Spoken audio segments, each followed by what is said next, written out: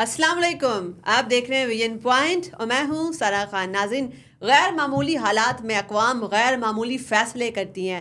پاکستان اس وقت حالت جنگ میں ہے، چونکہ ہم دیکھتے ہیں کہ دہشت گردی کا افریت اس کو مکمل طور پر ابھی تک شکست نہیں دے سکے، اور ساتھ ساتھ جو پولیٹیکل انسٹیبلٹی کا ایلیمنٹ ہے اس کا بھی فائدہ بیرونی عوامل اور اس کے علاوہ جو انٹرنل پراکسیز ہیں وہ اس کا فائدہ اٹھاتی ہیں۔ پھر ہم نے دیکھا کہ پچھلے دنوں بڑی ڈیسائسو قسم کی لیجسلیشن ہو رہی ہے، اس میں ہم نے دیکھا کہ 26ویں آئینی ترمیم کے بعد 6 بڑے قسم کے پاورفل قسم کے بلز پاس ہوئے۔ ہم نے دیکھا کہ آرمی چیف کی مدت ملازمت جو اس میں بھی توسیع دیکھی ہم نے، انسداد دہشت گردی ایکٹ 1997 اس کے اندر بھی ترامیم کی گئیں۔ تو پاکستان کی جو اسٹریٹجک لوکیشن اور انٹرنل سیکیورٹی ڈائنامکس ہیں ان کے لحاظ سے ان کی کیا سگنیفیکنس ہے، کتنی ریلیونٹ ہیں، اور ہم کیا جو تسلسل جو ہم چاہتے ہیں پالیسیز کا، ہم استحکام چاہتے ہیں، چونکہ پاکستان کا سب سے بڑا مسئلہ اس وقت استحکام ہے، اسٹیبلٹی ہے، تبھی ہماری معیشت جو ہے وہ اپنی لائن کے اوپر ٹریجیکٹری کے اوپر ڈلے گی۔ تو دیکھنا یہ ہے کہ ان کی کیا سگنیفیکنس ہے، ان کو ڈسکریڈٹ کرنے والے عوامل جو ہیں ان کا کیا ایجنڈا ہے۔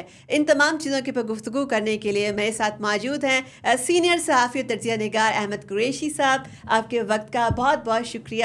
جیسے کہ ہم دیکھتے ہیں کہ اس وقت ایک لیجسلیشن کی ایک لہر چل رہی ہے، ایک دور چل رہا ہے، کیا ہم اس کو اس پرسپیکٹو میں، اس پرزم میں دیکھیں کہ یہ ایک ریفارمز کی طرف، پاکستان کے اندر استحکام لانے کی طرف ایک درست قدم ہے، یا جیسے مخالفین کہہ رہے ہیں، جو اپوزیشن ہے جیسے وہ کہہ رہی ہے کہ شاید سیلف سرونگ ایجنڈا جو ہے اس کے اوپر کام ہو رہا ہے؟ کیسے دیکھتے ہیں آپ؟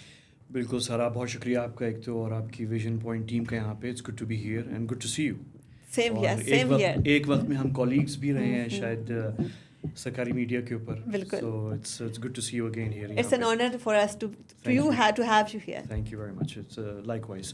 تو یہ جو آپ بات کر رہی ہیں یہ تو بہت انفارچونیٹلی سارا ہمارے ہاں ہر چیز سیاست کے نظر ہو جاتی ہے، جو اچھے کام بھی ہیں، اور ایک کمزوری ہے ہماری ریاست میں اور تمام حکومتوں میں، اور وہ یہ ہے کہ جو اپنا نیریٹو ہے وہ حکومت اور ریاست کنٹرول نہیں کر پاتی۔ تو جو اچھا کام بھی ہو رہا ہوتا ہے وہ ریاست اپنی بات پیش نہیں کر پاتی، اور وہ نظر ہو جاتی ہے سیاست کے اور ان باتوں کے کہ وہ جو آپ نے سیلف سرونگ والی بات جو ہے۔ تو یہ جو آپ نے بات کی ہے، دیکھیں ہمیں تو اشد ضرورت ہے ریفارمز کی، اور ریفارمز کا کام ہو رہا ہے۔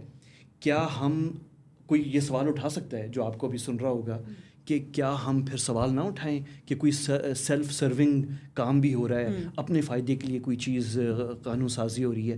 بالکل آپ سوال اٹھائیں، اور یہ ہو سکتا ہے کہ سیلف سرونگ بھی کوئی کام بیچ میں ہو رہا ہو، اس پہ آپ سوال ضرور اٹھائیں اور انگلی بھی اٹھائیں، لیکن آپ یہ بھی دیکھیں کہ ملک کے مفاد میں بھی کچھ چیزیں اس میں بیچ میں ہو رہی ہیں، ان کو کم از کم ریکگنائز تو کریں اور کہیں کہ ہاں یہ مفاد عامہ کے لیے ہو رہا ہے۔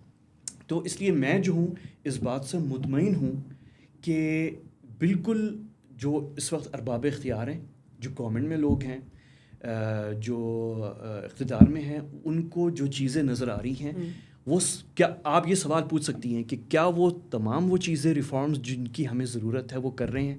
تو میں آپ سے خود کہوں گا کہ نہیں، تمام چیزیں وہ نہیں کر رہے۔ اچھا، اگر ہم ابھی اس وقت جو ایجنڈا ہے، جیسے فار ایگزامپل ہم نے دیکھا کہ پہلے لیگل ریفارمز ہوئیں، پھر اس کے بعد جو ہے بلز آئے، اور ان بلز کے اوپر ہم نے یہ بھی دیکھا ہے کہ آرمی چیف ہے اس کی مدت ملازمت میں توسیع ہو جاتی ہے، ساتھ میں انسداد دہشت گردی ایکٹ ہے، پھر اس کے ساتھ ساتھ جو ہے کچھ اور لیگل چیزیں بھی آ جاتی ہیں انہیں بلز کے ساتھ ساتھ جو پاس ہو جاتی ہیں، کہ ججز کی تعداد جو ہے وہ سمجھ لو 100% انہوں نے انکریز کر دی، 34 تک جو ہے وہ لے گئے، 17 سے 34 لے گئے۔ تو ایک طرف جو موقف یہ اپنایا جا رہا ہے، جیسے ہم نے کہا نا کہ ہم ہر چیز، جیسے آپ نے بڑی خوبصورتی سے بتایا کہ ایک نیریٹو بن جاتا ہے، اور چیزیں جو اچھے کام ہوتے ہیں وہ بھی کہیں دب جاتے ہیں۔ تو کیا کہیں آپ سمجھتے ہیں ایسا کہ جو لیگل ریفارمز ان کے ساتھ ساتھ ہم جو اداروں کے جو ایڈمنسٹریٹو ایشوز ہیں ان کے حوالے سے بھی جو ساتھ میں بلز آئے ہیں، یہ دونوں چیزیں ایک ساتھ کر کے جو ہے وہ ڈسکریڈٹ کرنے کی کوشش کی جا رہی ہے، حالانکہ الگ الگ جو ہے وہ بھی ان چیزوں کو پرسو کیا جا سکتا تھا۔ ٹائمنگ جو ہے اس وقت آلریڈی ایک متنازع ٹائمنگ چل رہی ہے، اپوزیشن کا ہیو اینڈ کرائے، اور اس کے بعد ایک battle of narrative social media کے اوپر۔ ہاں وہ یہ تو ہے، مطلب ٹائمنگ تو انتہائی غلط ہے، کیونکہ جیسا آپ نے خود کہا اتنی شدید ڈیوائڈ پاکستانیوں میں، پتہ نہیں میری عمر جتنی ہے، مطلب میں نے جو ابھی دیکھا ہے اتنی ڈیوائڈ مجھے نہیں یاد ہسٹری کتابوں کے اندر بھی کبھی ہمارے ملک میں اتنی بڑی تقسیم تھی۔ یعنی 1971 جنگ بھی جب ہوئی اور ایک ملک کا حصہ جو ہے وہ ملک سے الگ ہوا، تب بھی شاید پاکستانیوں میں اتنی ڈیوائڈ نہیں تھی جتنی ڈیوائڈ اس وقت ہمارے یہاں ہے، تو یہ تو ایک انفارچونیٹ چیز ہے، لیکن اس کا مطلب یہ نہیں ہے کہ جو اچھے کام ہیں وہ رک جائیں. تو گورنمنٹ نے جو فیصلہ لیا اس وقت کرنے کا وہ صحیح کیا. آپ نے وہ مثال آرمی چیف کی ٹینیئر کی بات کی، ان چیزوں کی. ایک چھوٹی سی بات ہے سارا، 50 سال نہیں ہو گئے کانسٹیٹیوشن بنے ہوئے، ہو گئے 50 سال. آرمی ایکٹ جو ہے اس سے 50 60 70 سال نہیں ہو گئے آرمی ایکٹ کو.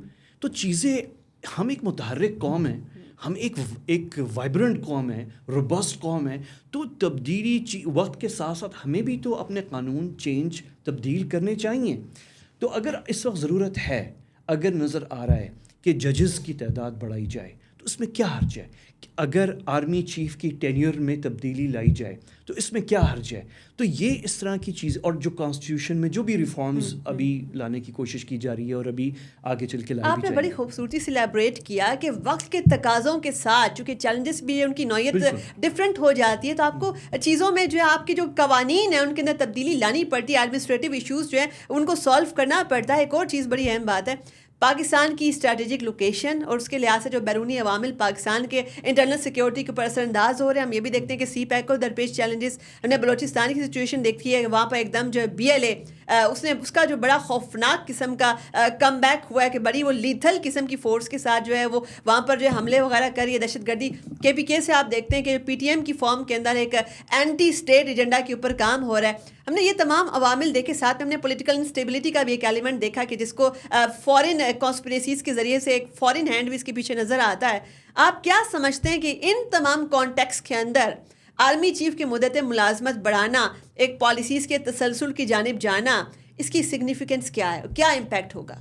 دیکھیے ہمارے یہاں ملٹری، یہ ہمیں، یعنی میں کھل کے بات کروں گا سارا، کہ ہمارے یہاں ملٹری جو ہے وہ طاقت کا جو سسٹم ہے، ہمارے یہاں پاور کا جو سسٹم ہے اس کا حصہ ہے اسٹیبلشمنٹ. اور ملٹری جو ہے، یہ صحیح ہے، یہ غلط ہے، جمہوریت میں ہونا چاہیے نہیں ہونا چاہیے، یہ بحث ایک الگ ہے. کیونکہ آپ نظریاتی اور آئیڈیلسٹک بحث جو ہے وہ آپ کر سکتے ہیں کہ جمہوریت میں نہیں ہوتا، یہ نہیں ہوتا، وہ نہیں ہوتا، وہ سب ٹھیک ہے. لیکن میں اس بحث میں نہیں پڑھ رہا کہ آئیڈیل سچویشن میں کیا ہوتا ہے. مجھے اپنے ملک سے غرض ہے. میرے ملک کے اندر جو بھی غلطیاں ہوئیں پہلے سیاستدانوں سے ہوئیں، سابقہ اسٹیبلشمنٹ کے جو لوگ تھے ان سے ہو گئیں، جو بھی ہوئیں، میرے پاس جو اس وقت سچویشن ہے میں نے اس کے مطابق چلنا ہے آگے.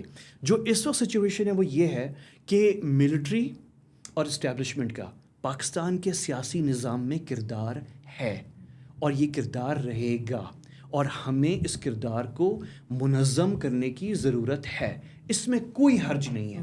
مجھے اس میں کوئی شرمندگی محسوس نہیں ہوتی کہ اگر کوئی غیر ملکی مجھ سے پوچھے کہ احمد آپ بتائیں، آپ پاکستانی ہیں، تو ہمارے ہاں تو اسٹیبلشمنٹ کا یہ والا رول نہیں ہے جو آپ کے ہاں ہے. میں کہوں گا بالکل، کیونکہ میرا ملک وہ آپ کا ملک پاکستان نہیں ہے. ہمارے ڈائنامکس ڈفرینٹ ہیں، ہمارے چیلنجز ڈفرینٹ ہیں. ایگزیکٹلی. تو مجھے میرے سامنے کوئی آ کے کمپیریزن کرے انڈیا سے اور امریکہ سے، تو میں کہوں گا کہ یہ غلط کمپیریزن ہے، چاہے وہ دور ملک سے ہو یا قریبی. کیونکہ انڈیا اور ہم مختلف ہیں.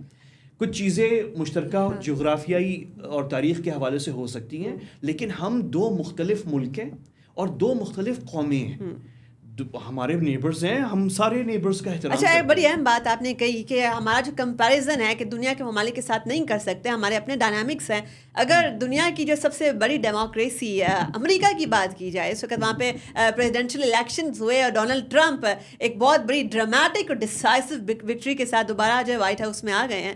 آپ کیا سمجھتے ہیں وہاں پر بھی جیسے کہ ان کا نعرہ تھا کہ ٹرمپ ورسس اسٹیبلشمنٹ، یعنی کہ US اسٹیبلشمنٹ، مگر جو ہے وہ قارئین جو ہے اس کے علاوہ مبصرین ہیں وہ یہ بتاتے ہیں کہ وہاں پر اسٹیبلشمنٹ کے بغیر پالیسی سازی جو ہے کسی بھی صورت ممکن نہیں ہے. اسٹیبلشمنٹ کے بھی ڈفرینٹ اسفیئرس آف انفلوئنس ہے، جیسے کہ آپ دیکھتے ہیں کہ آئل اینڈ گیس سیکٹر ہے. ٹرمپ نے جو اپنی اسپیچز میں کہا کہ میں آتے ہی ایکسپلوریشن سٹارٹ کروا دوں گا آئل اینڈ گیس سیکٹر کے والے سے، اس نے بڑے بڑے پرومسز کیے اور ان کی اسٹیبلشمنٹ کا بہت بڑا وہ حصہ بھی ہے. گن انڈسٹری کے بارے میں ٹرمپ کا جو موقف ہے وہ بڑا ڈیسائسو ہے، ان کو بڑا بینیفٹ ہوتا ہے. کیا ٹرمپ اسٹیبلشمنٹ کے اگینسٹ انہوں نے الیکشن لڑا ہے؟ نہیں، بالکل نہیں لڑا انہوں نے. اور یہ بیانیہ انہوں نے بھی بنایا تھا یہ ویسے کہ ہمارے خلاف سازش ہو سکتی ہے، الیکشن انجینئرنگ یا جو بھی اس طرح کی چیزیں. لیکن فیکٹ یہ ہے کہ صدر ٹرمپ اپنے پہلے دور اقتدار میں، حکومت میں، جو سب سے بڑی ریویمپنگ اور خرچہ کیا تھا فوج کے اوپر، نیا اسلحہ، تنخواہیں، مختلف چیزیں، وہ صدر ٹرمپ کے دور میں ہوئی تھیں, وہ بائیڈن کے دور میں نہیں ہوئی تھیں, یا ان سے پہلے اوباما کے دور میں نہیں ہوئی تھیں. تو صدر ٹرمپ نے جو تجدید, جو جدت لے کر آئے تھے اپنی اسٹیبلشمنٹ میں, اسلحہ کے اعتبار سے, قوانین کے اعتبار سے اور اسٹینڈنگ کے اعتبار سے, وہ صدر ٹرمپ نے کی تھی. ہی از اے ویری پرو ملٹری, یعنی انہوں نے بڑا طاقتور کیا تھا اپنی فوج کو. تو وہ امپریشن جو ہے کہ وہ اسٹیبلشمنٹ کے خلاف اس طرح, وہ صحیح نہیں ہے. وہ باقی ان کی انٹرنل ڈائنامکس نیریٹو بلڈنگ ہوتی ہے, لیکن فرینکلی انہوں نے امریکہ کے جو مفاد ہے اس کو بڑا ڈیفینڈ کیا. اب دیکھیں انہوں نے بڑے بڑے کام کر دیے. انہوں نے ایک جو پاسداران انقلاب اسلامی فورس ہے, ایران کی بہت بڑی فورس ہے ایک, جو پورے خطے میں متحرک ہے, ان کی پراکسیز ہیں, ان کے جنرل کو, جنرل قاسم سلیمانی کو انہوں نے ٹارگٹ کیا. صدر ٹرمپ نے آج سے 4 سال پہلے بغداد میں وہ خفیہ طور پہ دورے پہ گئے ہوئے تھے, اور وہاں پہ انہوں نے ڈرون کے ذریعے مار دیا. تاریخی فیصلہ جو کوئی امریکی صدر نہیں کر سکتا تھا, ناممکن تھا, اور وہ کیا ہے کہ وہ امریکی سفارت خانہ تل ابیب سے یروشلم منتقل کریں. وہ صدر ٹرمپ نے کہا یہ کون سی بڑی بات ہے, یہ انہوں نے سائن کر دیا. اور لوگ کہہ رہے تھے یہ آپ کیا کر رہے ہیں, یہ تو وہاں پہ خانہ جنگی ہو جائے گی. کچھ بھی نہیں ہوا. یہیں سے ایک اور کوسچن آپ کے لیے ہے کہ اب چونکہ وہ صدر منتخب ہو چکے ہیں, مڈل ایسٹ کے حوالے سے آپ کیا سمجھتے ہیں کہ world order, middle eastern world order جو ہے اس پہ کیا امپیکٹ ہوگا؟ ہم نے دیکھا کہ لیبنان جو ہے وہ بھی اس وقت حالت جنگ میں ہے, وہاں پہ بھی ایک اوفینسو جاری ہے, غزہ کی صورتحال جو ہے سب کے سامنے ہے. تو کیا, اور اس کے علاوہ چلو یوکرین والی بات کے اوپر بعد میں آتے ہیں, پہلے آپ مڈل ایسٹرن آرڈر کے بارے میں بتائیں کہ ٹرمپ کے آفس میں آنے سے کیا انقلاب آئے گا, کیا تبدیلی آئے گی؟ دیکھیں مڈل ایسٹ عرب میڈیا کے اندر صدر اوباما جب آئے تھے, منتخب ہوئے تھے, وہاں پہ ایک امپریشن ہے مڈل ایسٹ میں, گلف میں, سعودیہ میں, امارات آپ جائیں, قطر, مصر, اردن, آپ ان سب ممالک جائیں, وہاں پہ ایک امپریشن ہے. امپریشن یہ ہے کہ یہ صدر اوباما جب آئے تھے تو اوباما, بائیڈن اور کمالا ہیرس, یہ سب اوباماازم ایک پالیسی ڈاکٹرن ہے, اوباما کی ایک ڈاکٹرن ہے. اور وہ ڈاکٹرن یہ تھا کہ امریکہ جو مذہبی جماعتیں ہیں مڈل ایسٹ میں ان کے ساتھ مل کے کام کرے گا اور وہ پارٹنرز ہوں گے. تو ایک بہت بڑی سیاسی جماعت ہے مصر کی, اخوان المسلمین, مسلم بردرہڈ, تو امریکہ ان کے ساتھ مل کے کام کرے گا.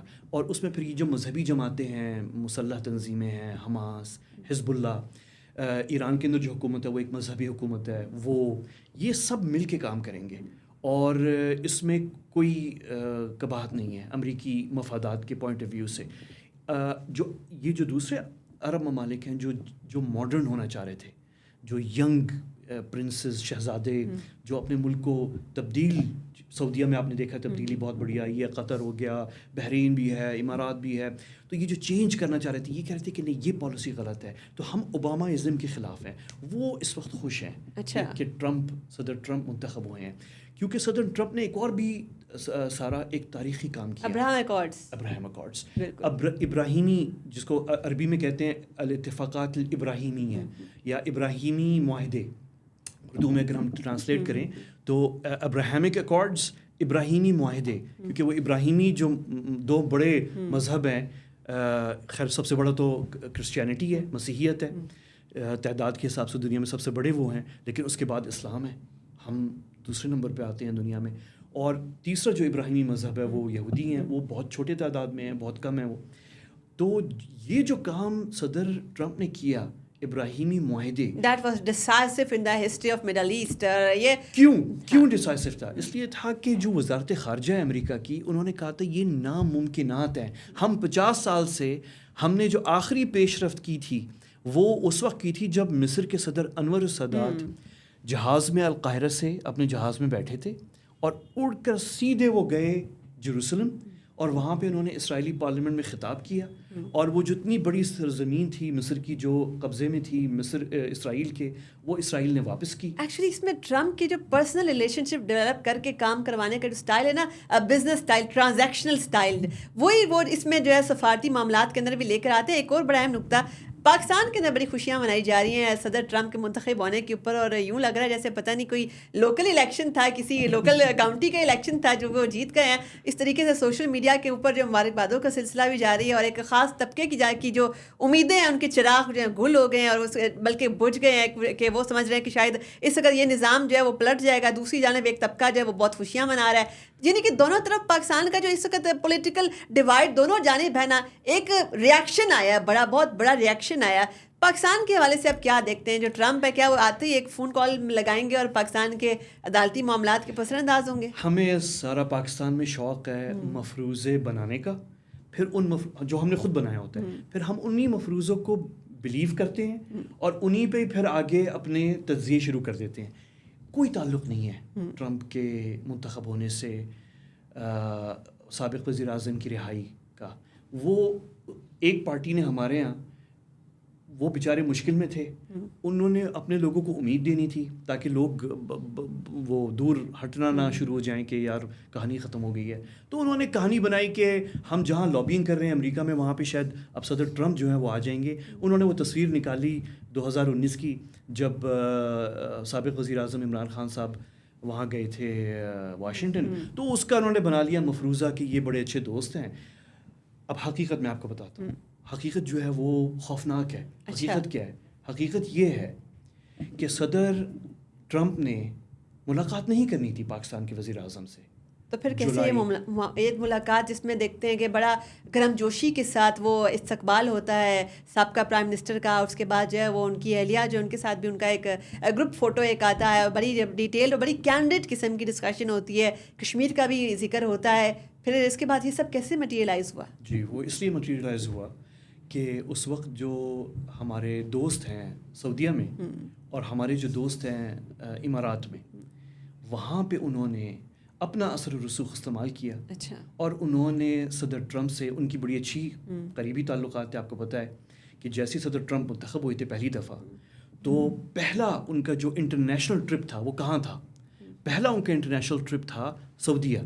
اور سعودیہ نے تمام عرب ممالک اور تمام مسلمان ممالک کو اکٹھا کیا تھا ریاض میں, اور صدر ٹرمپ نے ان سے خطاب کیا تھا.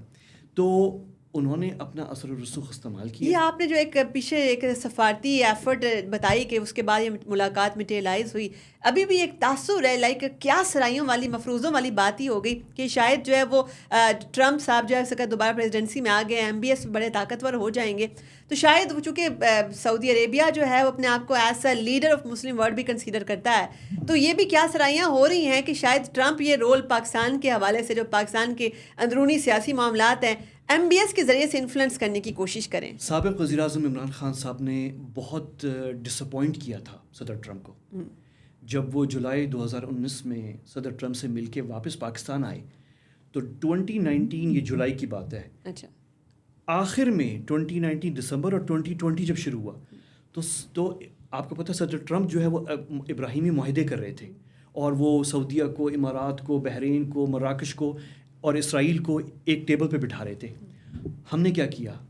عمران خان صاحب نے کیا کیا؟ عمران خان صاحب نے تو یہاں پہ کیمپین شروع کر دی تھی ان معاہدوں کے خلاف, اور وہ پالیسی جو صدر ٹرمپ لانا چاہ رہے تھے, تو اس وقت ہمارے وزیر اعظم صاحب جو تھے عمران خان صاحب, وہ تو بالکل دوسری راستے پہ نکل گئے تھے. اور آپ کو یاد ہوگا کہ پاکستان کی تاریخ کی امریکہ مخالف سب سے بڑی کیمپین وہ سابق وزیر اعظم عمران خان صاحب نے چلائی. اچھا, اس میں بڑا اہم ایک تضاد آتا ہے جو آپ ایکسپلین آپ سے ہم چاہیں گے کہ آپ کریں. یہ والی جو بات ہے یہ لوگوں کو سمجھ نہیں آ رہی کہ ایک تو امریکی غلامی جو اس سے نجات بھی کسی نے دلانی ہے ہمیں, جو سابقہ وزیر اعظم ہے, لیکن امریکہ کے ذریعے سے ہی غلامی خود بھی حاصل جو کرنی ہے, خود بھی آزاد امریکہ نہیں کرانا ہے جیل سے, اس کے بعد غلامی سے نجات بھی جو ہے وہ آپ نے دلوانی ہے خود ہی. یہ باتیں سمجھ نہیں آ رہی. بالکل, میں تو اس سے بھی آگے جاؤں گا کہ میں تو حیران ہوں کہ انہوں نے ٹویٹ بھی کر دی اور بڑی ویلکم کیا, کہ مبارکباد بھی دی تھی ٹرمپ صاحب کو, جبکہ یہ خود ٹرمپ کے ساتھ جو بات چیت کر کے آئے تھے اس میں سے ایک ایگریمنٹ پہ عمل درآمد نہیں کیا. انہوں نے کہا کہ نہیں ہم نے تو امریکہ مخالف ہونا ہے, میں تو ایک نیا بلاگ بناؤں گا جس میں چین اور روس کو لے کر آؤں گا, اور وہ کہیں ملیشیا میں سمٹ ہو رہی تھی وہاں جا رہے تھے, اور ہم اکٹھا کریں گے اور ہم امریکہ کا مقابلہ کریں گے اور اسرائیل کا اور سعودیہ کا اور امارات کا اور ان لوگوں کا. تو یہ تو یعنی میں تو حیران ہوں کہ آج آپ جو ٹویٹ کر رہے ہیں یہ آپ کس لیے کریں, کیونکہ امریکہ میں تو آپ کو کوئی نہیں پوچھ رہا. اچھا, یہ جو آپ نے بڑا اہم نقطہ اٹھایا, مائیکل کوگل مین جن کی بڑی گہری نظر ہوتی ہے ہمارے جو سب کانٹیننٹ کے اوپر اور یہ ساؤتھ ایشیا کے اوپر, ان کا ٹویٹ تھا کہ ٹرمپ کی کیمپین کے اندر, الیکشن کیمپین کے اندر, یا جو اس کے علاوہ میٹ اینڈ گریٹ بھی کر رہے تھے ڈیلیگیشنز کے ساتھ, ایک دفعہ بھی جو ہے وہ سابقہ وزیر اعظم کا ذکر جو ہے انہوں نے نہیں کیا, حالانکہ بڑے لابیز چلائی جا رہی تھی, بڑے پیسے خرچ کیے جا رہے تھے وہاں پر جو ان کا جو گروپ ہے. اس کے باوجود ایک بار بھی انہوں نے کسی بھی کیمپین یا کسی بھی ڈنر یا نہیں, تو میں آپ کو ایک خبر دے دیتا ہوں. جی بتائیے. میں آپ کو ایک خبر دے دیتا ہوں جو ابھی تک ہمارے یہاں نہیں آئی ہے لیکن آنی چاہیے, مجھے نہیں پتا کیوں نہیں آئی. سابق وزیر اعظم صاحب کی جو پارٹی ہے, ان کا جو چیپٹر ہے امریکہ میں, انہوں نے بے تحاشا پچھلے 6 مہینوں کے اندر دستک کیا جا کے صدر ٹرمپ کے دروازے پر, ان کے گھر پر فلوریڈا میں, کہ ہمارے فیور میں آپ یا آپ کی پارٹی یا آپ کی کیمپین یا آپ کا ترجمان کوئی ایک بیان دے دے, اتنا صرف دے دے کہ ہم اسٹڈی کر رہے ہیں, ہم نے نظر رکھی ہوئی ہے, ہم دیکھ رہے ہیں کہ کیا ہو رہا ہے, ہم دیکھ رہے ہیں کہ پاکستان کے سابق وزیر اعظم کو ایک جیل میں ہے وہ, ہم اس پہ اسٹڈی کر رہے ہیں, چھوٹی سی کوئی اشارہ دے دیں, ایک ٹویٹ آ جائے, مکمل ان کی طرف سے جواب جو ملا وہ نہ میں تھا.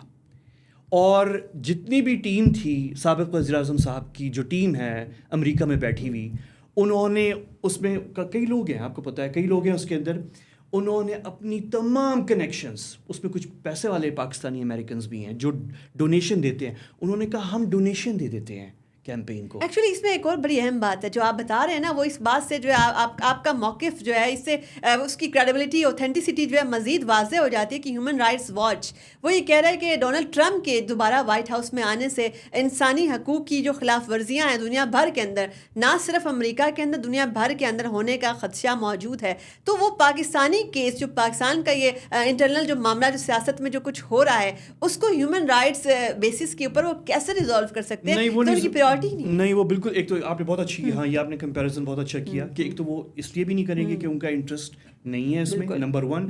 نمبر 2, جب وہ اگر کوئی ان سے آ کے کہے گا کہ عمران خان صاحب جیل میں ہیں, وہ چاہ رہے ہیں کہ آپ مداخلت کریں, تو وہ کہیں گے عمران خان صاحب مجھ سے مل کے گئے تھے جولائی 2019 میں, جو انہوں نے مجھ سے, میں بولنا نہیں چاہ رہا, مجھے بھی پتہ ہے, آپ کو بھی پتہ ہوگا کچھ چیزوں کا, ہم اسلام آباد میں ہیں, یہاں پہ سیکرٹ نہیں رہتے, مجھے بھی پتہ ہے کہ کیا کچھ, ساری باتیں تو مجھے نہیں پتہ لیکن کچھ باتیں مجھے بھی پتہ ہے.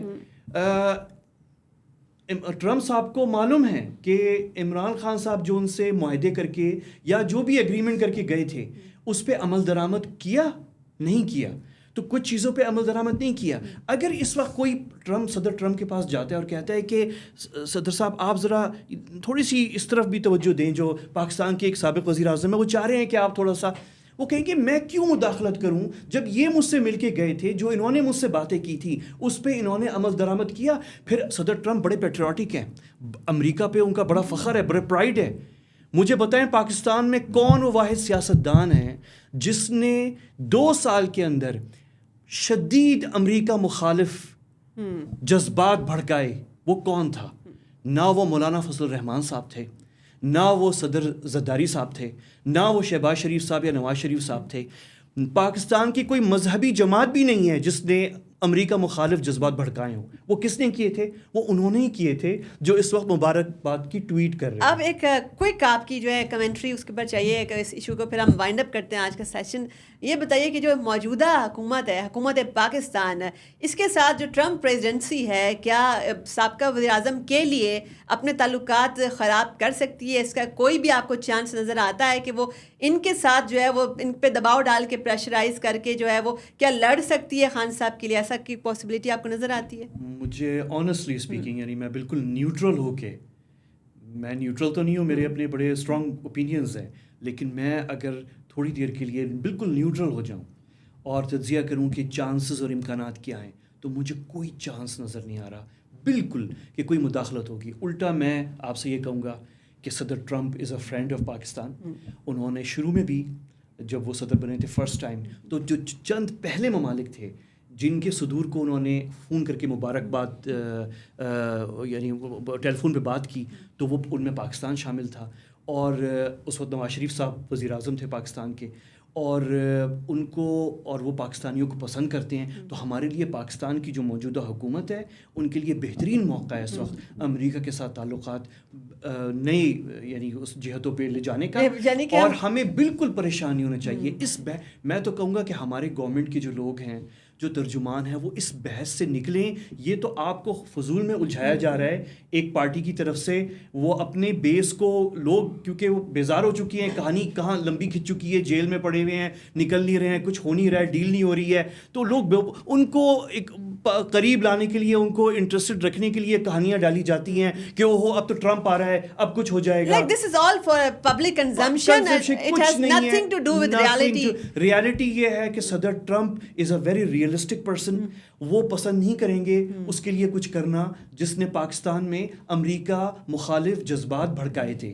اس کے لیے وہ Trump is a very patriotic American, وہ نہیں پسند. ان کو جاتے ہی ان کو کوئی کہہ دے گا مسٹر پریزیڈنٹ یہ تو اینٹی امریکنزم پھیلا رہا تھا پاکستان میں, تو وہ ان کا انٹرسٹ اس میں نہیں ہے. وہ چاہیں گے, بلکہ میں آپ کو بتاتا ہوں, وہ تو چاہیں گے کہ پاکستان کے ساتھ بزنس کریں, ٹریڈ کریں گے. وہ تو یہ چیز ہے. وہ تو بلکہ مجھے تو لگتا ہے کہ صدر ٹرمپ جو ہیں آتے ہی عہدہ جب اپنا اوت لیں گے تو پہلا سوال یہ پوچھیں گے وہ کون ہے پاکستان کا لیڈر جو is also a very well known, جو ان کی یعنی فیملی جو ہے, خود تو نہیں لیکن ان کی فیملی جو ہے ان کی بڑی ویل نون بزنس ہسٹری ہے, جس طرح میری ہے. ٹرمپ فیملی کی بڑی ویل نون بزنس ہسٹری ہے. تو پاکستان کے اندر جو ہے, جو اس وقت ہمارے وزیر اعظم صاحب ہیں شہباز شریف صاحب, خود تو وہ بزنس مین نہیں ہے لیکن ان کی جو فیملی ہے وہ تو بزنس ہسٹری ہے ان کی. تو ہمارے پاس تو اس طرح تو یہ ایک ایسا مومنٹ ہے, ایک ٹرانزیکشنل ریلیشن شپ. ایگزیکٹلی ہمارے پاس موقع ہے اس وقت کہ ہم امریکہ کے ساتھ تعلقات بہتر بنائیں اور نئی جہتوں کی طرف لے کر جائیں, اور ہم سیکیورٹی لینس سے نکل کر جیو اکنامکس کی طرف بڑھیں. بالکل, اور ہم بالکل پریشان نہیں ہوں اس بات پہ.